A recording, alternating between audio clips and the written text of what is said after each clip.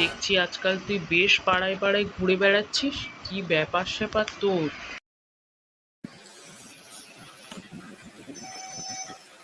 ও কাকু, ওই মা একটু দোকানে পাঠাচ্ছিল তাই দোকানে যাচ্ছি। তা বল দেখি, একটা কবিতা তুই কি শিখেছিস? পড়াশুনোর নামগন্ধ তো আর নেই। বল দেখি একটা কবিতা। কবিতা?